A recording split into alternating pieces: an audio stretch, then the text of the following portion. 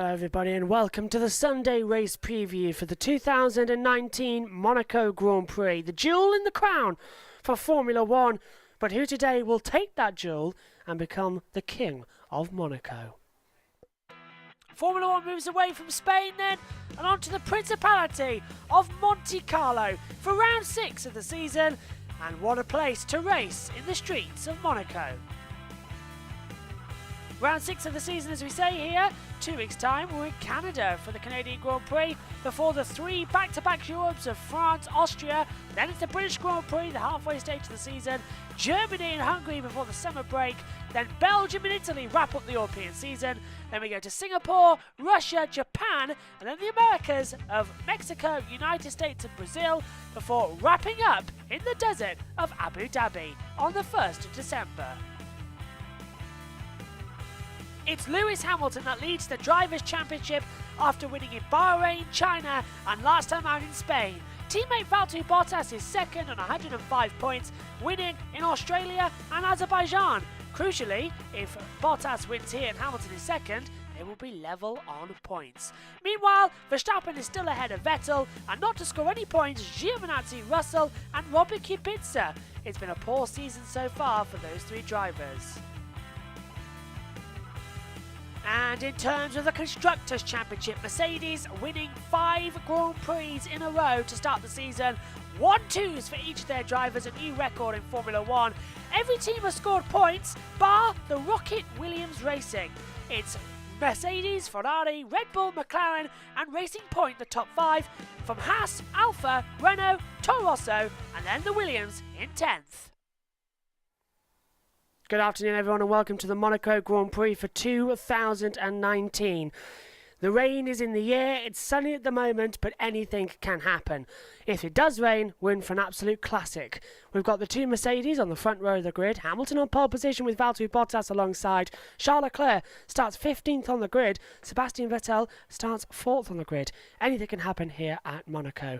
Now, you may be noticing that we're wearing a red cap. That's because everyone who loves motorsport, and everyone especially at the circuit today, is to wear something red to honour Nicky. You can even wear a red cap, like I am, or you can make a banner, or anything you like, just to respect Nicky Lauda's memory. And we'll have a minute's silence for him on the grid later on. And also on the cool-down lap, there will be a lap of noise to honour Nicky.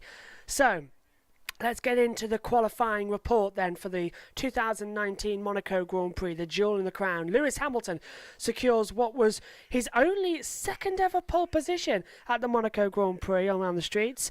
He qualified ahead of Valtteri Bottas and the Red Bull of Max Verstappen. Hamilton's lap of a 1 minute 10.166 established a new track record around Monte Carlo, although Bottas's efforts as well were just 0.086 seconds slower. That is impressive, and it would be the world champion qualified ahead of his teammate for the first time since Bahrain, and securing Mercedes' 4th front row lockout in a row. Not only have they had 5 wins in a row, they've now had 4 front row lockouts in a row as well. You can hear the birds are flying around outside our studio. Ferrari, Sebastian Vettel was 4th after clouting the barrier to back on his final effort, finishing ahead of the Red Bull of Pierre Gasly in 5th place as well. One of the biggest shocks, though, at the first part of qualifying, as we get into now, he was the fastest man of free practice 3, but for Charles Leclerc, he found himself knocked out in the first part of qualifying in his home race after Ferrari failed to put him back out at the tail end after Q1. So, he was called into the pit lane, he was called to the weighbridge, he missed the weighbridge, had to be pushed back, that lost him time. Then Ferrari decided that they weren't going to send him out again because they thought he was safe. They sent Vettel out again because he definitely wasn't safe after his error in FP3, and unfortunately Vettel actually knocked out Leclerc, so not good. Leclerc saying that he needs answers for that. Vettel's last lap was a good one though, as he went top ahead of the 2 Mercedes and Lewis Hamilton and Valtteri Bottas, and with others improving. An angry Leclerc found himself put down to 16th place out of Q1, along with the Racing Point pair of Sergio Perez and Lance Stroll. Stroll failing to make it out of Q1 for the 10th race in a row. Absolutely shocking behaviour as well. And the Williamses of George Russell and Robert Kubica as well. 6 in a row they've been knocked out in qualifying 1. That was the knockout zone in Q1. On to Q2. Both Toro Rossos into Q3 as the Alfa pair drop out. Alfa Romeo said on Thursday that they were aiming for a Q3 after a strong free practice 1 and 2, but it wasn't to be, with the team failing to convert their impressive pace on Saturday. Impressive pace of Thursday, but on Saturday ended up P14 and P15 on the grid, with Raikkonen ahead of Antonio Giovinazzi. But Giovinazzi has received a grid penalty as well after blocking Pierre Gasly in qualifying. They were joined in the drop zone by Renault's Nico Hülkenberg in P11, McLaren's Lando Norris P12, and Haas's Romain Grosjean P13, all of whom had to watch on as their teammates progressed to qualifying 3. Haas's Kevin Magnussen dropped, doing so well with a fantastic final effort, only 0.745 slower than Max Verstappen's leading time in the segment, putting him 5th overall. Grosjean had mitigating circumstances though in his defence, however, appearing to be blocked by the Red Bull of Pierre Gasly going down to Mirabeau. It was a serious enough offence for the stewards to investigate it, while an radio message sent back from Grosjean was basically in Morse code. Just bleep, bleep, bleep, bleep, what an idiot, bleep, bleep, bleep, was all he said for that one. And the Haas team spoke volumes as well about his feelings through the actions as well. So knocked out in qualifying 2 was Nico Hülkenberg, Lando Norris, Romain Grosjean, Kimi Raikkonen and Antonio Giovinazzi. On to qualifying 3 then, and the final part of qualifying, Lewis Hamilton has taken his 85th career pole position despite a very scrappy final effort on the run. It seemed to be a four-way fight between the two Mercedes, Sebastian Vettel and Red Bull's Max Verstappen. Vettel put himself out of that fight in the final moments of qualifying, with the Ferrari driver hitting the barriers at the outsider to back with the rear right tyre as he pushed hard, meaning that he failed to improve on his 1 minute 10.947. Finished in 4th. Hamilton on a last-ditch effort to unsettle his teammate Bottas, having established a new track record, as I said earlier, a 1:10.252. The onboard camera appeared to show Hamilton having a nightmare final sector of the lap, nearly hitting the barriers at the exit of the swimming pool before locking up and having to nearly take 2 bites of the cherry by going around Raskas. It seems like it was all over. And yet Hamilton is a master of carrying speed through the last corners, and even while locking up, crossed the line, and he shot to the top of the timesheet to take an 85th career pole position. Red Bull and Ferrari failed to appear on their pace. Magnussen was in 5th place as well.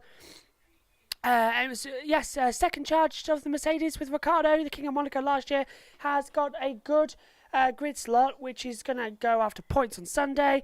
Finishing 7th, Carlos Sainz receives a 4-race streak of starting in the top 10. 9th and as well. So Monaco belongs to Hamilton at the moment. Mercedes are 1-2 for Niki Lauda. Let's take a look at the grid for the 90th year of the Monaco Grand Prix. So Mercedes line up on the front row of the grid for the 4th race running. Lewis Hamilton on pole for the 85th time. Valtteri Bottas alongside. Row 2, Max Verstappen and Sebastian Vettel. Row 3, Kevin Magnussen and Danny Ricciardo. Row 4 is Danny Kvyat and Pierre Gasly, who has a 3-place grid penalty for impeding another driver. Row 5, Carlos Sainz and Alexander Albon. Row 6, Nico Hülkenberg and Lando Norris. Row 7, Romain Grosjean and Kimi Raikkonen on his 300th Grand Prix start. Row number 8 of the grid, Charles Leclerc and Sergio Perez. Row 9, Lance Stroll and Antonio Giovinazzi, who too has a 3-place grid penalty for impeding another driver. And on row 10, it's the 2 Williams drivers. George Russell is 19th and Robert Kubica starts last in 20th. It should be a cracking jewel in the crown for the Monaco Grand Prix.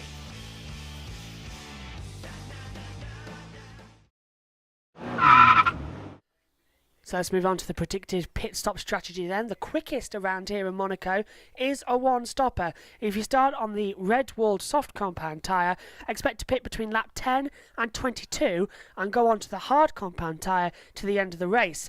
A slightly slower one-stopper for those starting on those soft compound tyres is to go to lap 18 to 25, then put on the medium compound tyre and go from lap 25 to lap 35 to 16 and stop again. Definitely slower is a two-stopper for softs to go on from lap 10 to 12, 10 to 12 again for another softs, and then go on to that 54 to 58 onto the hard tyres. That could be an interesting one. So it's either a one-stopper or a two-stopper, but it looks more than likely if the rain stays away, it's going to be a one-stop race. So it should be another interesting one. So it is the Monaco Grand Prix. Remember to pay your tributes to the great Niki Lauda as well throughout. We'll see you on Wednesday for the Grand Review podcast as well.